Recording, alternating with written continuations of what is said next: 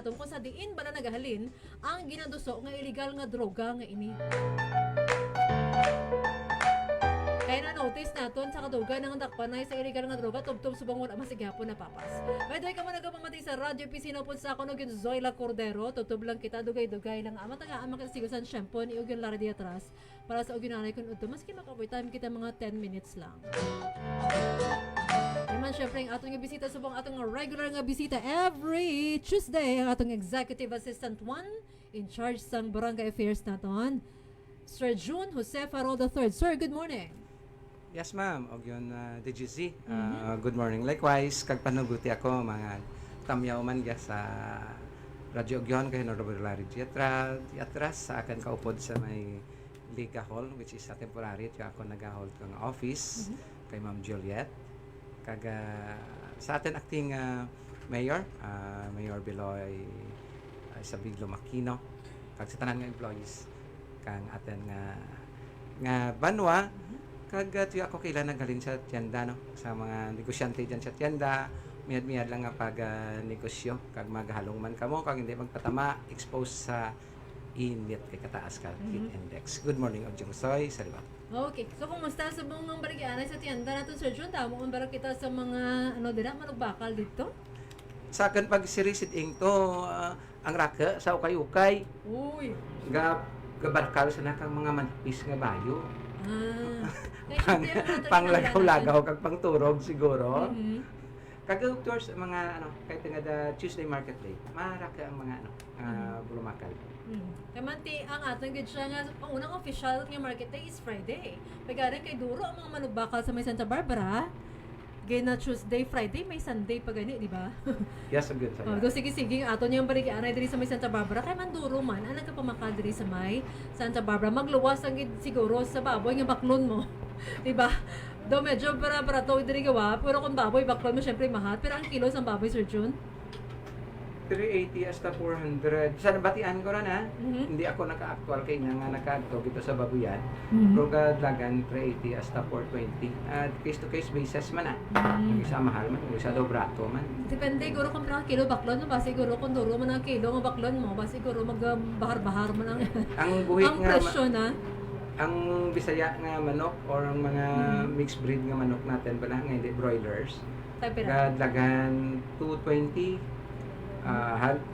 May iban man 190, may 200, may 220. Uy, kamahalan gid diri talad mo. Hindi pa lang ihaw ha, hindi lang tanay ihaw. Wow. Hindi lang dress like. Ang isa mo kalibo ko dyan, for example, nagasweldo ka lang 10,000 kada bulan, ha? 10,000 kada bulan, 2 kabilog bata mo, patantaran 2 kabilog bata mo. Ano pa ran, minimum pa lang ran. Diba? Kung 2 kabilog bata mo, ang imo nga sweldo kada bulan is 10,000. O, hindi natin pag-iimaw ron dyan ang imo nga balay. O, sa hayag ko pinagka-star. Kaya ikaw ayan ang 10,000, kung 2 kabilog ang imo kabataan, nga may estudyante ka pa. Ang estudyante na, balaran ha, ang doon nag-eskwela ron? Mag 200 a day mo times 30, that would be 6,000. So, hindi kit kay go ang 200 a day mo. So, kurente mo pa. Nan. Kung kapakal ka, tubig pa.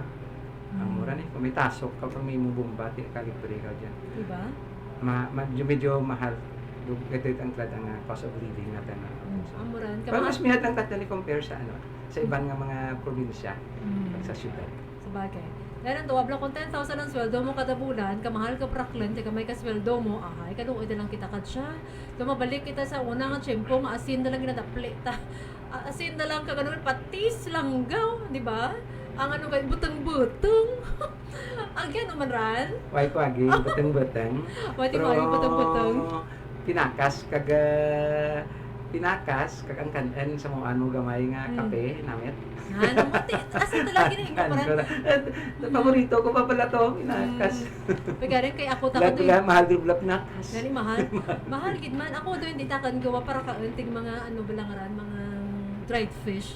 Dili takan baring yun lang akan takan masarangan kaunan kag sapsap nan. Pero kung mga ra gito hindi ko para kaun ka mga aga, nga mga isda. So, kang una ta na, syempre, pigadon pangabuhi ta. Di ta man marigar. Di ba, nagalima ta sa pignigadong nga pangabuhi. Oh, Te ang kaunang daplay natin, asin nga may langgaw, ukon, patis. O agi man kami daplay butang-butang. Maan lang kung sa tilad kung may mga kabataan, siguro may iban man siguro makarelate ka natin. Pero kinang una, manaan, dali kita dan nga sukit yung atin itat, pero sa istorya, tamamanaan. Ano na no? Pero di man manano si Chura. Sige lang. May isang at ko lang anay ang ano Okay. ang kung ano ang aking obligasyon. O, kumusta ang imong paglibot-libot sa mga kabaranggayan natin? Kumusta ang mga proyekto natin? Mayroon na ba kita sa natapos ng mga proyekto? May mga, Kumusta? ang report ko for the last 2 weeks, ongoing ang obra sa Payao Elementary School, which is the rehabilitation of their school buildings, kaga rehabilitation and improvement of their water system. So okay rin ito ya, kulang-kulang lang o ay lang matagad ang electrical sa sa rooms. Pero diyan na tanan nga materials. Then bisita kami to, imaw kami ni Sir Podadera kahapon kay YB ko ting gamit nga sarakyan kay kainit way ko gawa ka galagaw ko na rayot na mainit. And then another is the improvement and rehabilitation man kang Payao High School stage kay ang gym nanda daw 80% cleanest din, so ang stage nanda gini pakayaan man kay daw kabok kami ang atlet na. So okay ron to mga dares nga robrahan na anadang siro ka mga PTA to pag budget ka PTA kay na-implement mata na ang ni Mayor ang ka school board na ginayo kang eskwela. Di kumusta ang aton nga mga pumuluyo? Nagareklamo na bala sila tungkol sa katuman na kainit nga inis na? Nagpapanaog na ang aton nga orders ang aton pinalagang mayor nga under the state of calamity ng Santa Barbara. So, anong imong mga ano nakuha mo White mga klase reaction? kahapon Kasi sa lahat siguro pro kahapon pag agto ko sa mga schools, white yung mga estudyante. Pero siyempre may mga teachers na nabilin to sa usandang nag-iya ka na kay kang mga inspection ko. Kaya talad, kumusta? Ikaw nag-inspection ka everyday, di ba? Sa mga kabaranggayan natin, kumusta ang nabatsyagan mga kainit? Kaya daw, mag-itaan natanggal, pero grabe, kikapaang. Personal nga kainit, mainit. Kung sakay ka sa impos nga service, medyo aircon, pagwa mo, batsyagan mo gabaling nga sa init sa sagwa. Tuod ka na rin, amor gani nga, daw time liman nga, declare kang national. DepEd, no? Nga Monday and Tuesday nga dyan, waya na itik klase. Bakit natin klase talad daw? Why itik face-to-face nga klase? Mamalaran na, tub-tub ka mag-graduation, guro ka siya. Ang atan na klase, guro irisipon na lang mo ang pagbalik ka mga kabataan natin sa andang eskwelahan. Pero asang konsensyon, kung magkasira ang klase natin, ang magapadayon pagkit ang mga proyekto sa mga eskwelahan? Or sige-sige ang atong nga proyekto sa mga eskwelahan? Sige-sige ang nakalinya, dalat na rin para sa mga sa back or sa bidding, kag sa implementation, sige na na-implement ka rin. Mas So, kaya ganit kung may klase, kay hindi delikado sa kabataan nga mahulugan kag kung ano, magtapak lang sang, or makasanda dyan kay sige obrahanay. Pero mas kaya ganit kung may klase, sa tangin obra ka mga regular, ang mga project sa kabaranggayan. Especially sa academic school board, kit ang natutukan ko, inspection of materials, and ang anda nga mga mabaydan ang labor nila. Kaya medyo madiligid man ang LGU sa mag-sweldo. Kaya understandable kay karakter ng documents nga ginahikutan para maka-release ka kwanta. Tay kumusta mga construction workers natin? Wala basta reklamo ka sobra kainit. Gauntat man pala sa dati, syempre, dyan mo daw, ara ba lang ang hindi isang tayo nadlaw, di ba? Kontrata. Kontrata, sanda? May dyan ka contract, kag daw hanggang dyan budget, daw lot, per lot sanda. Engineering lang ma-explain kanino kung anong system, handa ka rin. And the usual commentary, kung kote, napintahan ang atap, ako na sir, agahan naman, sir, ang atap, mapintahan. Dayon pagtapos nga daw mainit ron, nagaraman kami sa dalawa mo opera. Kung anong oras. Pero basta sa aga, it's either pinta, or repair ka atap, or change ka mga gina naman anda kamaan ng ating mga regular ka mga panday nga kung anong paghahimo na safety man sa So mayat kay aton nga mga proyekto diya sa Santa Barbara, maskin panambal natin na grabe kit kay init, magapadayon lang sa kihapon ang aton yung mga proyekto. Diri may harap lang kita sa mga proyekto nga wala pa bala na umpisahan. May mga dyan man under sa bidding, provide pagkabot ka natin ng inspection of materials. Man, ano ko lang kung may request for inspection of materials. After inspection of materials, then makakamens ang obra. Or kung ano naman, basta ang labor, then next ka mga. Okay. So, kay man kan deklara nga there is state of calamity rin kita sa June. Pwede rin ka ayo ang atin nga mga pumuluyo kang ano kanira para man nga maka ano sang bomba. Pwede sa nakapangayo para. Ang Ano ka sa na nambal ni Mayor kang Monday, no? Pag-interview nyo kay Sir Ryan last Friday, it's regarding the QRF, the Quick Response Fund. So, yung declare ka na under the state of calamity kita by the Sangguniang Bayan while they are in a meeting with the congressman there and other barangay officials, no. Kaya sa nag-session, kahit hindi man kinanglan ka mag-session pag sa session hall, bisan din lang kung pwede ka mag-session nga makinig ka mo. So, we declare that the Silver is in the state of calamity, so therefore mahulat kang may authority na ng mayor na mahulat kang natin ng response fund. Sa naintindihan ko, correct me if I'm wrong, kung may dyan nga nagkapanati nga daw medyo may nag-isa na kanyang mga pag-intindi. Amo rin ginapaabot natin no para magdeklara kita kang nagdeklara ang ating pinanagang mayor ang aton mga sangguniang bayan naton sa panguna sa aton nga vice mayor sang under the state of calamity kini mo ang datakang resolusyon para man nga makapagwa sa dakang pondo para man makabulig sa aton nga mga pumuluyo. Authorizing the mayor to use that response. So, ang imuon ka rin, ma'am, kay nakakala ko meeting. So, daw may priority nga tatlo ka area na matasok kita or matasok ang term is matasok, madrilling kang water source kang diin daw duha sa elementary isa sa taxing. So daw wala nang kunan natin kang source para ma-distribute sa mga pumuluyo nga kakinahanglan kang tubig. So, kumusta kali sa Barangay Tagsing Super Health Center natin? Kaya wala tubig yung Barangay Tagsing? Napadayon, Barasanda? Yes, ongoing ito mga obra. May contractor, kita na ito nga nag-obra. So, andat ang responsibilidad, tubig kung ano man, pero kasi brigayo, man sa ayuda sa atin nga LGU, especially sa engineering office. So, kamay pa nga matapos rin siya ang El Nino natin nga dyan. Kag maka-tubig rin kita para man hindi man bala maunta ang atin nga mga proyekto natin nga syempre nabinbin ang mga proyekto tungod nga waay kita tig brul anig tubig gamay lang atin nga supply tig tubig. Ang sa Tagsing ganay no kay naka-COVID ko actual kapirari gid ko kapag to.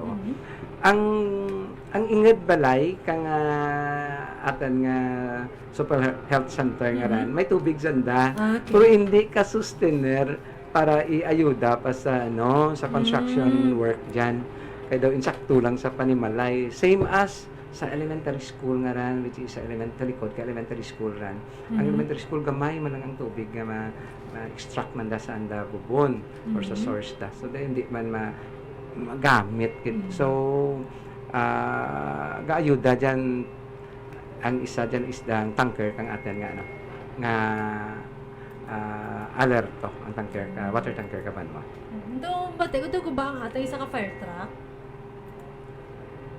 ang fire truck natin ko ba ang isa na hindi ka ba dugin pa to doon nabasahan ko lang kaghapon so nagapangayo isang tika sensya sa mga pumuluyo naton ang gamay siguro ma'am ang gamay may maduha kang fire truck natin mo.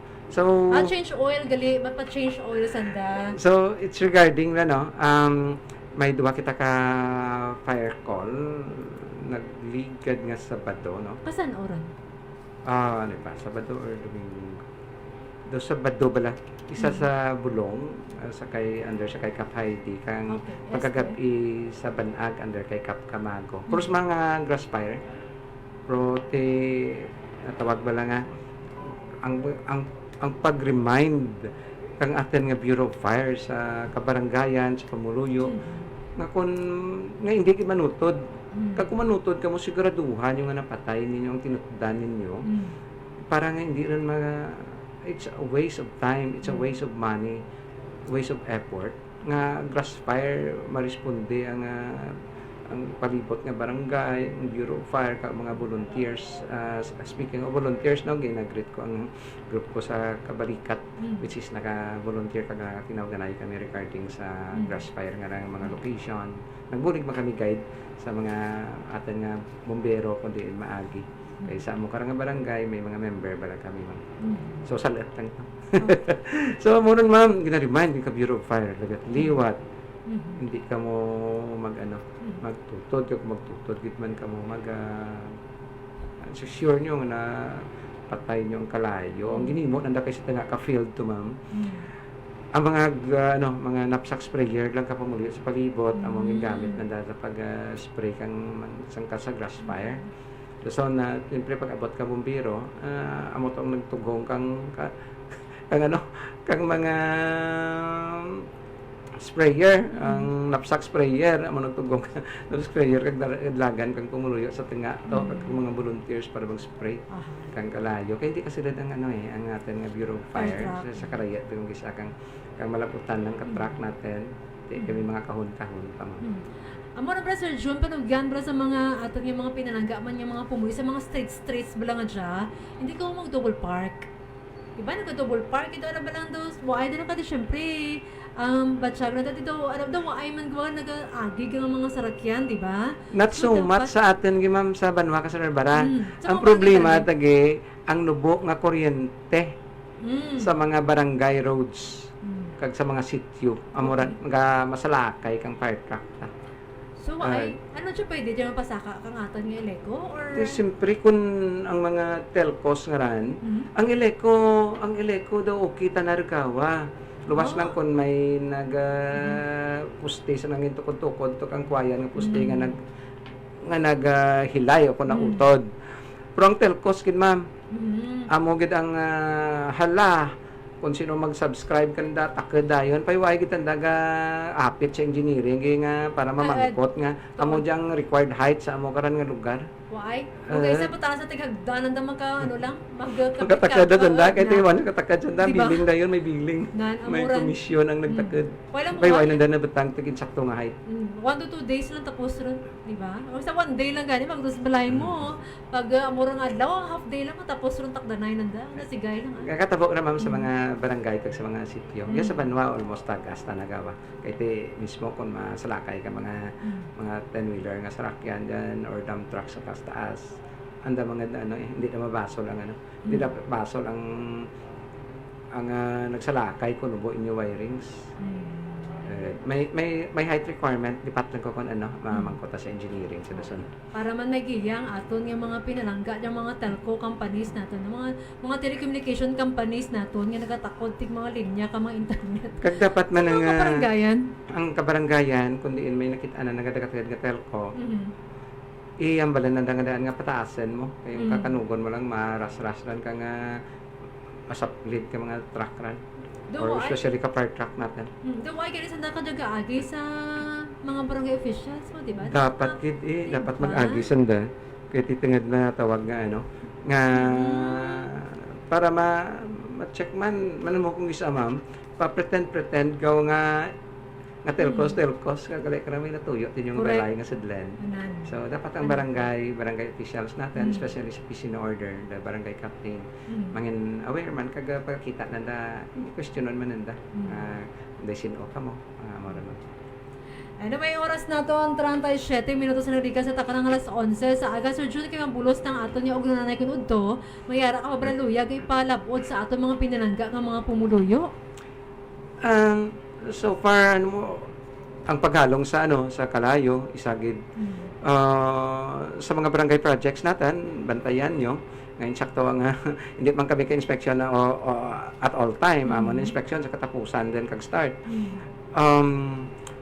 ang mga materials nga gina-deliver kaninyo bantayan nyo nga once na deliver na inspection naman base bala nga paghalin lang naman bro bay ginakot liwat na contractor kag marabantayan nyo, especially sa mga sa school, sa mga principal natin, be aware lang kung anong na-deliver ka ninyo, whatever ang sobra inyo. Kung hindi ka mo, ambal ni Mayor, bulan ka banwae, kung hindi kayo mo kang sobra, amaran.